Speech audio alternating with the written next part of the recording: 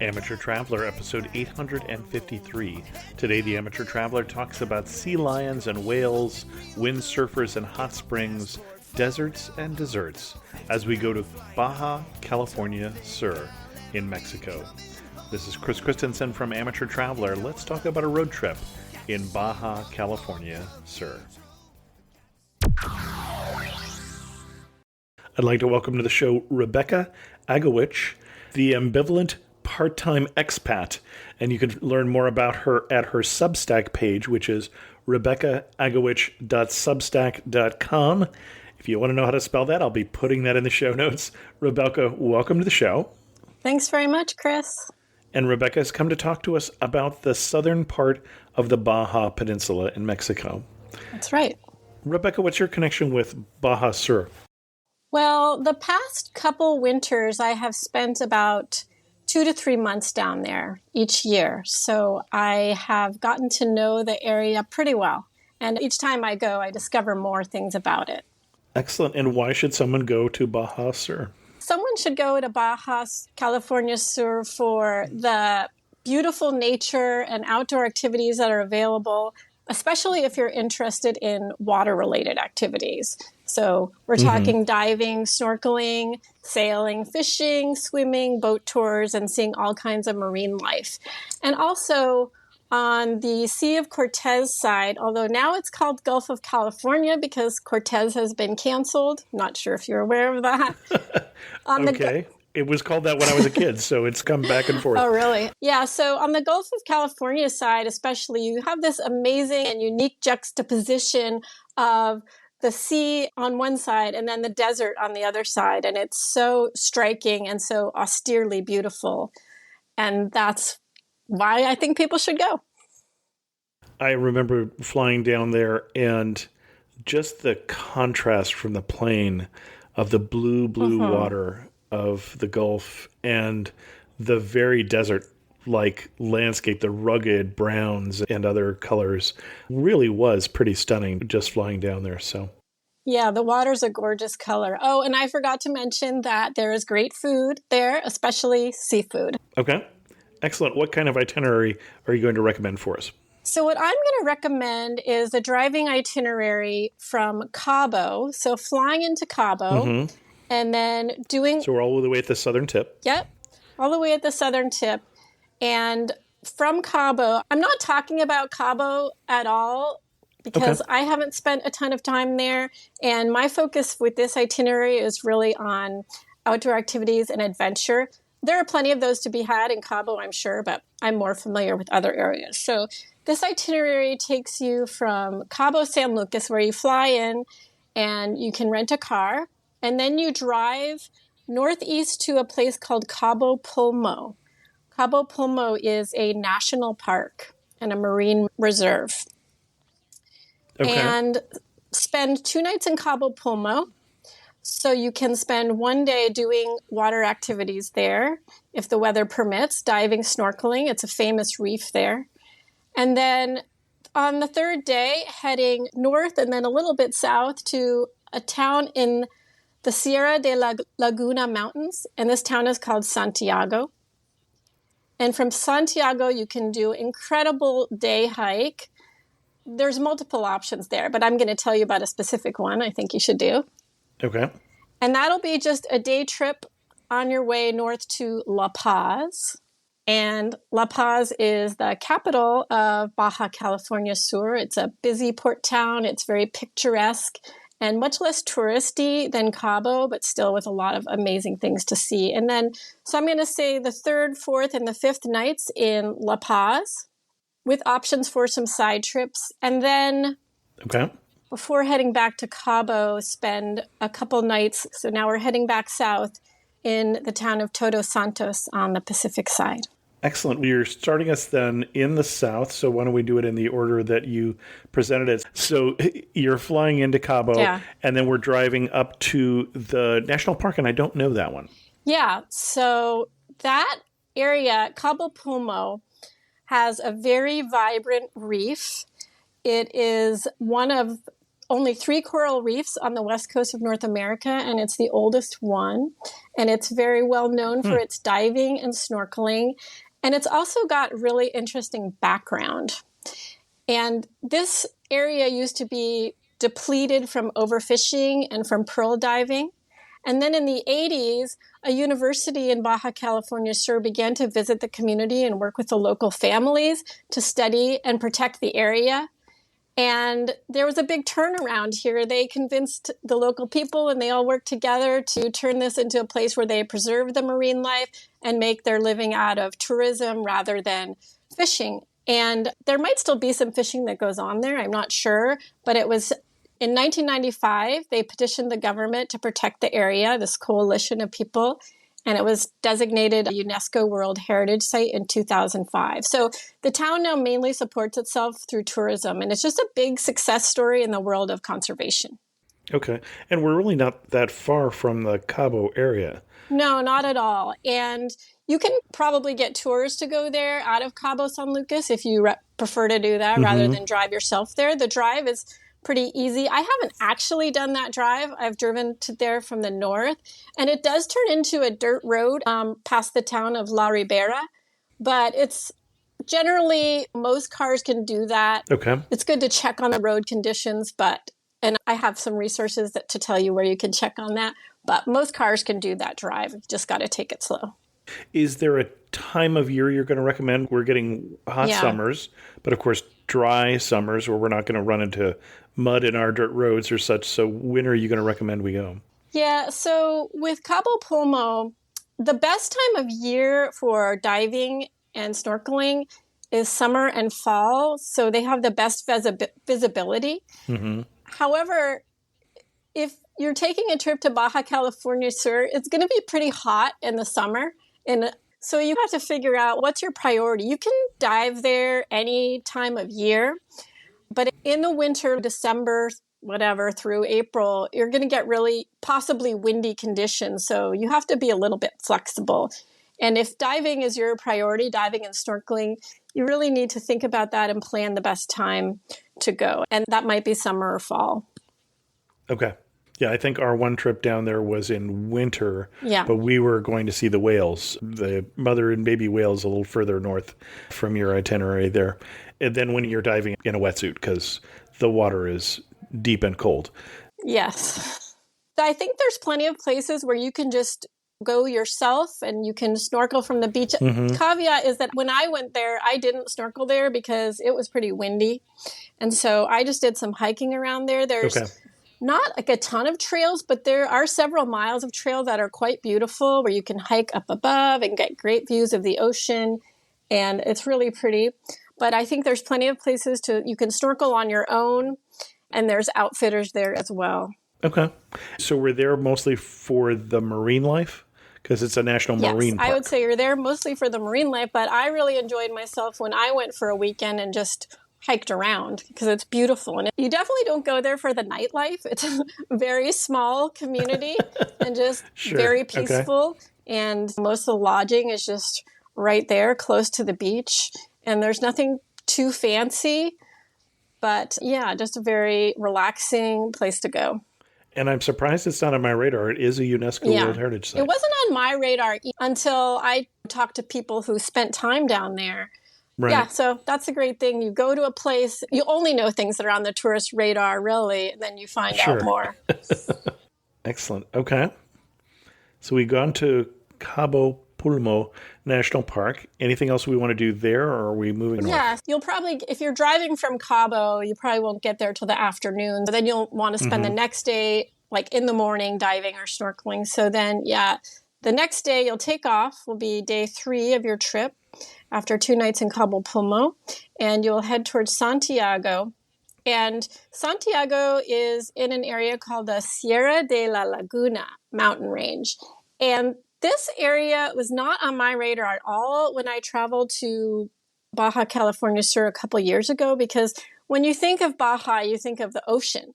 And this is a mountain range, and it's full of beautiful canyons. And did an incredible hike here. And I know you like to ask your guests, like, what's the biggest surprise for you in a place? And to me, it was like, oh, amazing hiking in Baja California Sur too, as well as the water activities.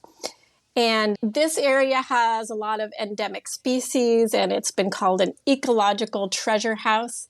And there's a biosphere reserve here that was designated in 1994 by the Mexican government. And by UNESCO also. Oh, okay. Yeah. And so there's an outfitter, which is really run by just one guy. His name is Edgardo, and he runs a company called Baja California Adventures. And I've been out with him twice now, and we went on a hike. Well, both times I've done the same hike, and it's just one of the most incredible hikes I've ever done, really. It takes you through a canyon called San Dionisio Canyon. And both times we've gone out and hiked through this canyon for several hours without seeing any other people. You're traveling along, like following a river on foot and crossing the river at various times. And then there are all these beautiful pools that you can jump into and swim, just pristine. They're surrounded by granite. And it sometimes reminds me of the Sierra Mountains in California, the beautiful granite. And there's like natural water slides. Last time we went down this natural water slide, and it is incredibly gorgeous. And so I highly recommend hooking up with him. He can adjust the tour to your ability, your desire for intensity. If you have a family, he can make it easier or harder. And he does not just hiking, but he can offer mountain biking and kayaking and camping. When I went there this year, we did the hike, but then we also camped out. And in his little area that he has in Santiago, where his base camp, and he cooked us pizza in a pizza oven, and we did adobe pottery with his wife, and it was really fun. Okay. You mentioned the canyon, and I've forgotten the canyon name already again. San Dionisio. And is that a slot canyon or a wide? I'm trying to picture what I'm seeing. I would say that it's a fairly wide canyon. Okay. And he takes you on a loop hike through the bottom of the canyon. And there's a fair amount of scrambling involved in that hike. That's like on a more rugged side. He has easier ones too. There are not hot springs in that particular hike, but there are hikes he can take you on to hot springs. He also drove us out to a hot springs to which you can theoretically take yourself to. They're called the Santa Rita hot springs. They're absolutely gorgeous. And he's told us you could drive there yourselves, but then he ended up taking us, and we're glad he did, because in our little rental sedan, we would not have made it. So it takes a pretty rugged car to get there. But he could take you out there, and those hot springs were beautiful. They're big and quite warm, and you have it to yourself if you go early in the morning. And there's other hot springs in that area, I think, as well. Very cool. More to see in the Santiago area? I don't know. That's the only thing I've done there. It's okay. I think when I looked on on TripAdvisor, it showed like 5 activities in Santiago, and they're all related to the canyons and the hot springs. Excellent. Okay, so from Santiago, you are moving north. It's about a 2-hour drive to La Paz, and you want to make sure not to drive after dark if you can help it in Baja. And the main reasons are because of animals on the road, like cows or goats. Right. And because there's also these speed bumps called topes that show up at random times, and you don't want to go over those at top speed. The roads, all the roads that I drove on were pretty good, though. So you get into La Paz in late afternoon or early evening after your day trip in Santiago, and you're going to spend 3 nights here, according to this itinerary. And so three nights isn't very much, really, to see what there is to offer. But what I would recommend doing in those 3 days is definitely going to Balandra Beach, which is a famous beach. It's very beautiful. It's always ranked among the most beautiful beaches by various magazines and websites. And another very popular thing to do there is to take an island tour. La Paz is surrounded by islands, but there's one that people visit most commonly called Isla Espiritu Santo. When you get taken out there, a typical tour out there is like 7 hours and costs 2,500 pesos, which is around 100 some bucks. And they also take you snorkeling with sea lions when you go to Isla Espiritu Santo. Some other trips you can do based in La Paz are whale watching, which I'll talk about this in more detail. You glossed over the snorkeling with sea lions, and yet I found that a very interesting experience. Did you do that? Personally. Okay. I have done that. I've done that there and then also in the Galapagos. They were more interactive, I would say, where we were down in the Galapagos, but still it was fascinating being down. You're in your snorkel gear, and it's mostly down here in Baja, it was mostly the pups who were curious and would come up to us. And they would tell us to keep an eye on the bull sea lions and don't do anything that gets them uncomfortable. But they would nip at your fingers like little puppies, or they would sometimes bounce their nose off your snorkel gear, off your mask. It was just fascinating. And they really did remind you of puppies with their playfulness. And it depends on what mood they're in. Obviously, we had two different groups off the boat we were doing. We were on an uncruise in the area. And one group got more activity than the other. And because they're wild animals and they do what they want, but still a fascinating experience. Was the water pretty calm when you did it? The water was fairly calm. We were doing it early in the morning when the water would tend to be calmer. It was, and colder. I did do that a long time ago. And like you, I did it in the Galapagos. I think after I did it in La Paz. And the Galapagos, I think, was a little more, like the water was a little calmer and I had more interaction with the sea lions. In La Paz, it felt a little more chaotic. I think the water must have been choppy that day. Sure. And also a sea lion bit my ex-boyfriend. Now, he totally deserved it. But that's like my main memory of that trip. I think it was fun, but it felt a little bit chaotic, the snorkeling with the sea lions there. But yeah, people do really like it. I read that the snorkeling with sea lions is a little more relaxing than the snorkeling/swimming with whale sharks, which is another activity that is popular in La Paz. Did you do that when you were there? We did not. It wasn't the right season for it when we were there. I think that's more of a December timeframe sort of experience from what I recall. But so definitely something, if you're interested in doing that, I would look that up and potentially plan around that. Yeah. But no, I have not done that. That sounds pretty amazing. Yeah, snorkeling with whale sharks is definitely a popular activity. The season ended a little early this year. There weren't that many whale sharks. Oh, is that right?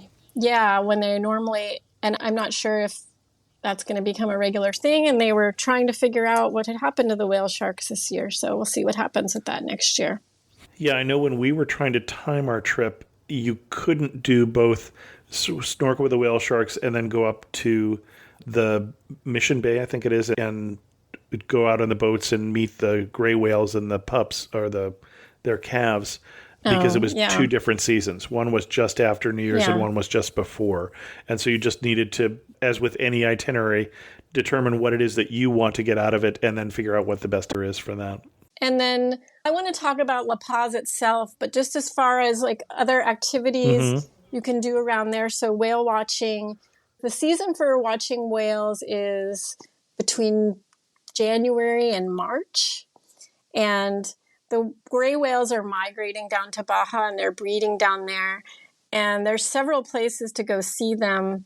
And they're on the Pacific side. So I was going to say that would be on the Pacific side. So 2 to 3 hours from La Paz, there are various places to go. And you can either sign up with a tour, you can drive yourself. And this year I had a really incredible experience. I went out to a place called Magdalena Bay. And there's a couple locations in Magdalena Bay. That's the one I was trying to think of the name of. Thank you. Yeah, there's a couple locations in Magdalena Bay where you can go. And the one we went to was San Carlos. And what happened was that we saw a lot of whales. And I think most tours you see a lot of whales, but the whales would come and just hang out with the boats for long periods of time. And they would interact with people and people were petting them. And I know that often we look at pictures of that or we think, oh, that's not healthy. And here in the U.S., they don't let you get that close to the whales. And so we have maybe mixed feelings about that. But being there, it was pretty incredible. And we were talking about that among ourselves and we realized the whales don't have to be here with the boats. They can swim away if they want to, but they actually seem to like hanging out with people. And the boat captains are very respectful. and they don't chase the whales. They get close, but they let the whales come to them. They get close, but then the whales have to engage. And this is something they didn't used to do 20 years ago. Apparently, there is a whale, they call the friendly whales, who just started doing this behavior and bringing her calves up to the boats. When I was there, I did not pet a whale. It's not that I was not willing to, but the whale did not deign to come to our boat. And so I had to be happy with being 15 feet away from a gray whale, which I can be pretty happy with that. It was amazing. But I'd say about half the boats in our group were able to actually just reach right out and touch the crusty surface of a gray whale, which is crusty. It's an amazing experience, and also to look right in their eyes also. And I'm sure there are pros and cons to doing that, whether it's good for the whale or I don't know. But I really enjoyed it. But yeah, it's actually something that, as far as I understand from there, that the whales started it. Okay, well, they started it, yeah. Which is odd, and it's not all the whales. It's definitely not all the whales. There are only some that choose to come over and say hi. Yeah, my friend pointed out that it was probably the males because the females were too busy taking care of their babies. The males didn't have much to do. When I was there, they said it was a female that had started it. So that was the story I heard at least. That is an excellent thing to do if you love whales. Yeah. That is a once-in-a-lifetime opportunity. Let's not just say it's an really amazing experience. Yeah. I want to talk a little bit about La Paz itself, too. I think one activity that you can't miss doing in La Paz is to stroll along the beach boardwalk, which there is called the Malecon. And so they have a very long and very beautifully taken care of Malecon. It's like the beating heart of the town. At all times of day, but especially in the evening at sunrise, people are walking along the Malecon. They're biking along the Malecon. There's a very nice bike path that stretches for several miles along the Malecon and beyond. And you can rent bikes on the Malecon. And so there's just all kinds of people out there enjoying themselves. And it's so pretty because you've got the beach on one side and the sunset or whatever time of day you're going. There are things to see, and it's really a quintessential La Paz experience. And of course, there are all kinds of restaurants and places to get drinks and whatnot along the Malecon as well. Konnichiwa, I'm Yuki, a tour leader with Explore. Who knew that hidden among Tokyo's towering skyscrapers was a peaceful tea house surrounded by ancient trees and serene ponds. Actually, I knew. It was my mother's secret sanctuary. Not everyone knows about Tokyo's Hamarikyu Gardens. Arigatou gozaimasu. But you will if you explore. Search exploreworldwide.com and don't just travel, explore. And the one thing that might take people by surprise with La Paz is how old a city it is. Because it is older than most cities in the U.S. It goes back to the 1500s. So it really is an ancient, historic city by American standards. And it's got a nice mix of tourists and actual Mexican people living their lives there. There's a lot of commerce there. There's a port there. There's a busy fishing industry. So it doesn't feel overly touristy, but it's got a lot of great amenities. So you definitely want to spend time strolling on the Malecon, biking. I biked a lot there. I rent a bike when I live there, and I'm always biking along the Malecon. You can bike out to some beaches nearby. Balandra Beach, which is the very world's most beautiful beach, you need to drive or take a bus out there. It's not that far. Another fun beach to visit is Tecolote Beach, which is a little past Balandra Beach. What direction is that? Is that going west, I think? And you can take a bus out there, or you can, if you have your car, since this is a driving itinerary, you can take a car out there. But there's some things to pay attention to with Balandra Beach. They limit the number of people that could come in at a certain time. So you just have to research that a little bit when they're there. And Balandra Beach doesn't have any services, really. So if you go out there for a day, bring your own snacks and your own drinks. Tecolote Beach, though, is not quite as picturesque as Balandra, but it has all the beach restaurants. And with Balandra, one really cool thing is it's a very shallow, protected bay, and it's just gorgeous white sand. And it's so shallow that you can walk for a long way in the water. And I would recommend walking around till you get to, there'll be a bunch of people when you're first walking, and you keep walking, and then there's a beautiful, they call it the Mushroom Rock. There's a beautiful rock formation. Yeah. And then if you keep walking even further, you get to a beach that's absolutely beautiful, and there's usually no one on it, and you can just hang out there and swim there. And again, the water might be cold for people during the winter. That's the best time to visit because the air temperature is pleasant, but the water can be chilly. And a lot of Mexican people I've noticed are very sensitive to the cold, and they're like, I'm not going to swim in the winter. No way. I swam. I would get a little chilly sometimes, but to me, it wasn't too cold to swim. Sometimes I thought it would be nice if this were warmer. But so there are those beaches that are just a little bit outside of La Paz. And the city itself, it can be a little run down in places, but also quite picturesque. So it's an interesting mixture of sometimes abandoned buildings, but then beautiful murals and very picturesque buildings. So it's a mix. But there's great food and fun places to hang out.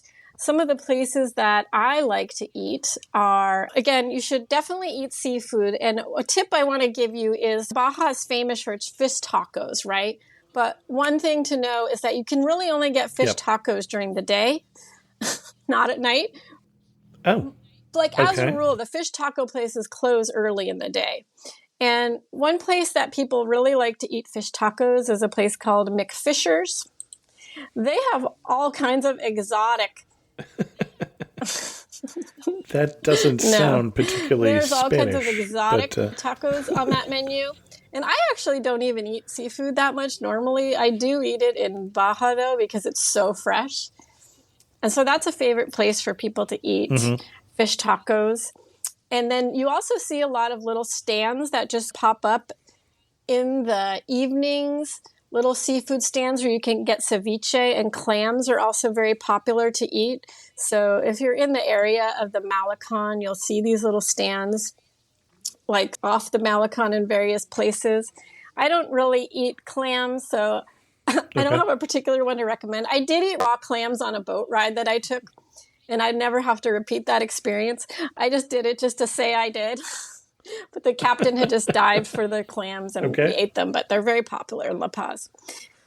And there's a restaurant I also really liked called El Canton Chilango. And that serves Central Mexican food. So I've spent a lot of time in Mexico City and Puebla, and I love the food from there. So that's for kind of more non-Baja Mexican food. A couple places right on the Malecon. I would say probably one of the most popular places that people go to get seafood is called Bismarckcito. And that is always filled with people night and day. And I did eat there once, and it was very good. I also like a place on the Malecon called Harker's, which is just a more casual hangout spot. They have good things, good pizza and burgers and good veggie options. And they have a balcony. You can sit up above and look down at the water. But there's so many nice places to go. And then where I usually stay in La Paz, I usually try to stay close to the Malecon because I travel with my dog and I like to take her down to the beach. We usually would go down to the beach a couple times a day. And there's a neighborhood that I really like called Esterito. That's spelled Esterito. And that's pretty hip area, a little on the pricey side, but a lot of nice Airbnbs to stay in. And a lot of nice restaurants and close to grocery stores and close to the water. So I really like it there. There is a hotel. There are a lot of hotels. When my sister came to visit me, she stayed in the Hotel Seven Crowns. There's one right on the Malecon. There's also one in the Esterito neighborhood, and she liked that. Hotels, now if you're traveling with kids, hotels are a nice option because they have pools. And the pools are usually quite nice, and you can sit out by them. Funnily enough, the pools are usually unheated, and so there's never anyone swimming in them. But they're nice to have anyway. Another hotel that has a pretty pool is called Hotel El Moro, M-O-R-O. And that's next to a pretty good restaurant and bakery called Virdentino's, which is V''Rentino. All right. So There are other side trips you could do from La Paz. And if you wanted to, one could include spending the night either in the town of La Ventana or in a little place on the way to La Ventana. So La Ventana is a bit south of La Paz. And there's a little place that I stayed in the Sierra Cacachilas above La Paz, and it's on the way to La Ventana. It's called Rancho Cacachilas. And that is a really unique place to stay. It's a ranch that's got all kinds of activities available, mule riding, hiking, mountain biking, and they have these amazing glamping cabins that you can stay in that I found to be very restful. Apparently, the night I stayed in a glamping cabin there was a big, huge windstorm that kept everyone awake, and they were worried the tents were going to blow down, and I just slept through the whole night because I was so relaxed in my cabin. And they have these monthly farm-to-table events where you can go and then also get a discount on the lodging there. But I really enjoyed my stay there. And it's owned by Christy Walton, who is a philanthropist. She has a lot of different projects in Baja. And she married into the Walton family of Walmart fame. And so this is one project that she does. Okay. She owns Rancho Cacachilas, and they work with a lot of local ranchers to teach them sustainable ranching practices, for example, and good practices with water. So I enjoyed it there. And then La Ventana is a town. It's about 45-minute drive from La Paz, and it is famous. If you're a kite surfer or a windsurfer, you probably know about La Ventana because that's what it is most famous for. So I think in the 80s it was discovered by some Californians who set it up as a windsurfing place, and since then people have been flocking there to do that. I had never seen kiteboarding before, so the first time I went there and saw all these people on kiteboards, I was like, wow, it was quite a sight. I don't know that anyone will ever get me on one, but they're fascinating to watch. Oh, yeah. Somebody who knows what they're doing on a kiteboard. It's really fun to sit at one of the restaurants on the beach and watch them kite there. And I'm looking at a picture that has more kiteboards than I have ever seen before in one picture. There's so many of them. And it is very windy there. And apparently, my friend who lived there says once the wind dies down, the place becomes a ghost town. But when it's windy there are a lot of people there, and more every year. You'll never get me on a kiteboard either, because I would probably die within 2 seconds of getting on one. But it's a good place if you're a paddler, for example. And also, it's becoming a hub for mountain biking because there's this club called the La Ventana Mountain Biking Association, and they have built at least 100 miles of trail and probably more. And I've biked some on those trails and hiked some on those trails, and they are really beautiful.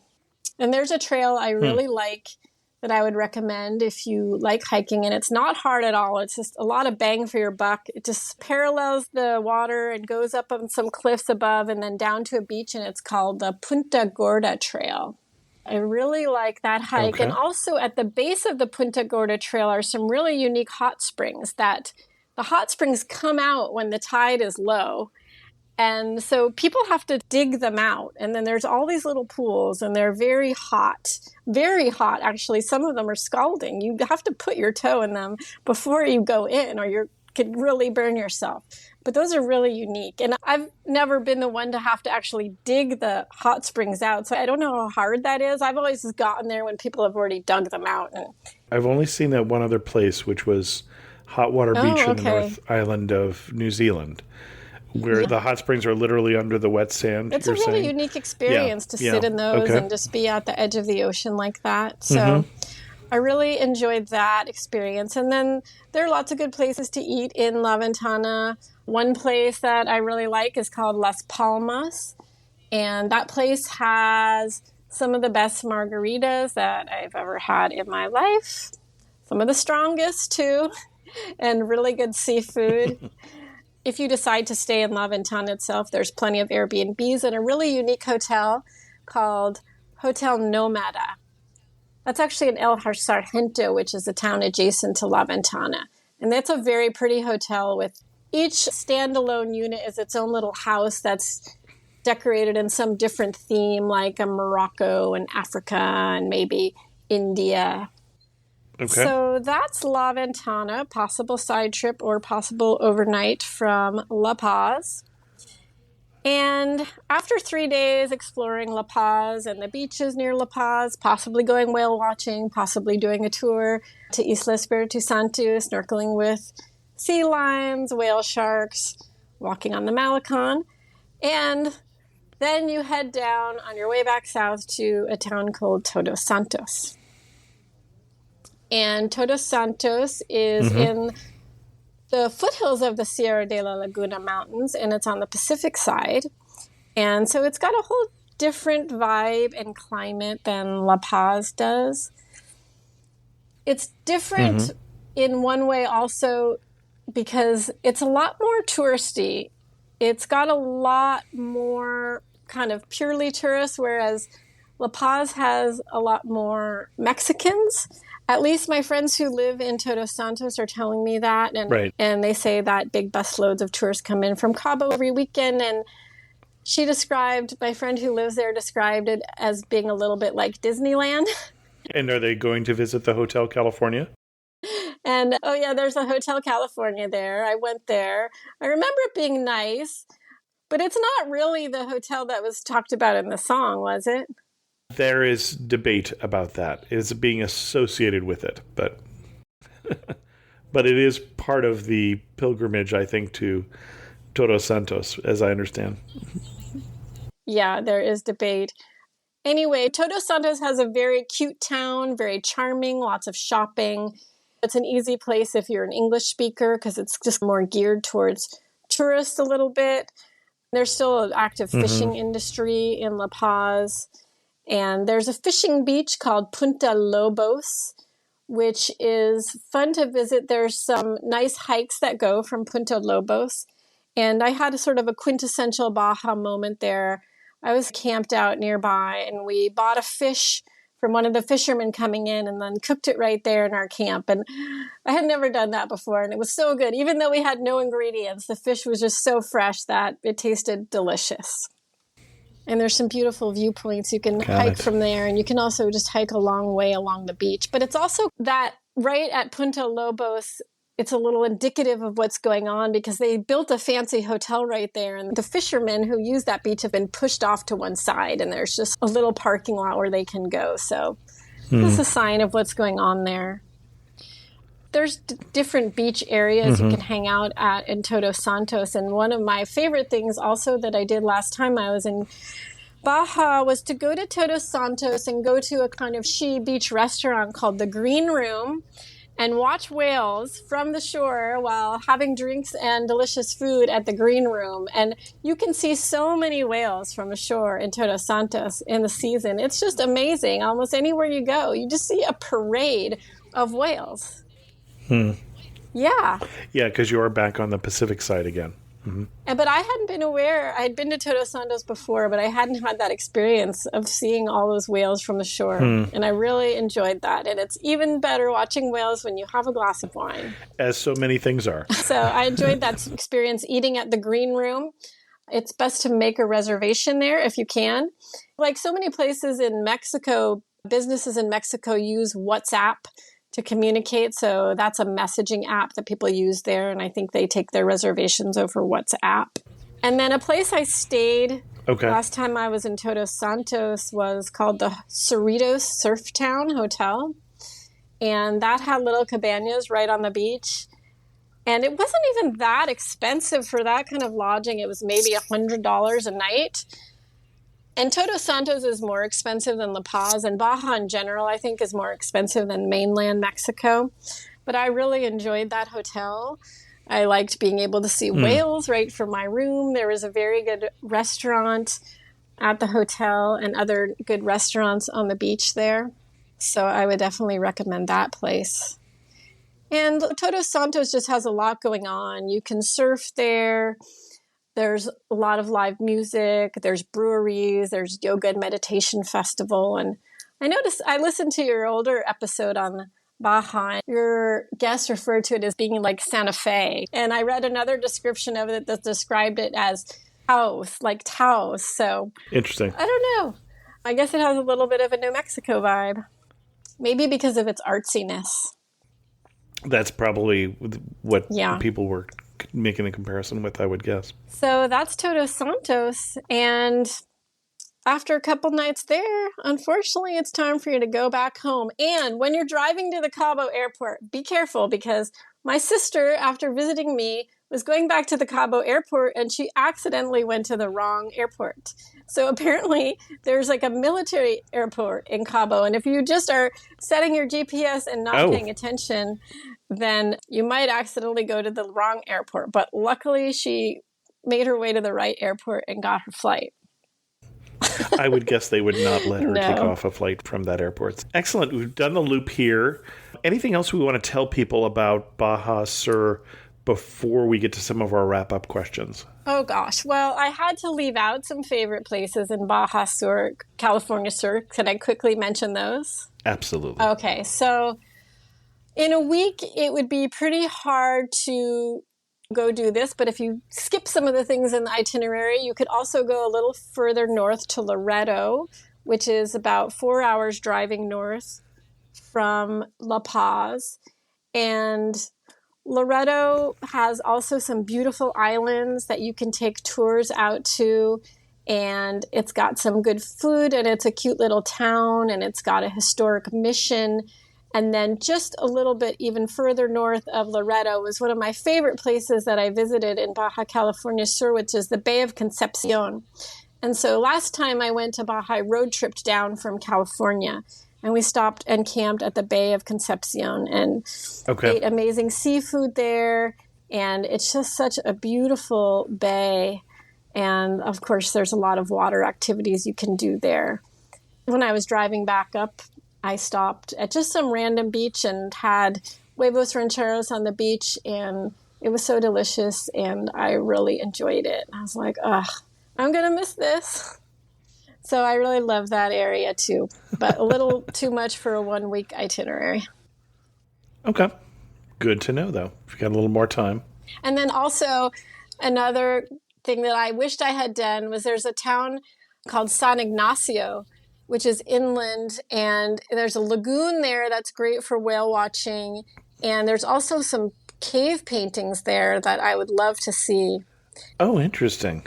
And you can learn about those at the Anthropology Museum in La Paz. I forgot to mention there's a nice little anthropology museum that costs like $6 or $5 or something. Oh, even less, maybe $3.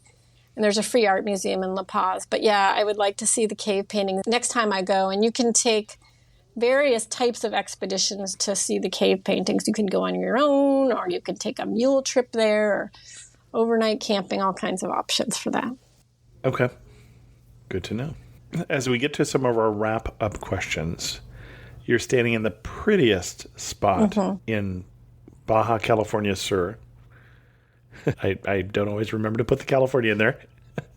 Where are you standing and what are you looking at? Oh my gosh. That is such a hard question. Let's see. Well, I would have to say that one of the prettiest spots I stood in was in that canyon, San Dionisio in Santiago, standing looking out at this gorgeous freshwater pool surrounded by granite ledges and big boulder granites with no one else in sight. Excellent.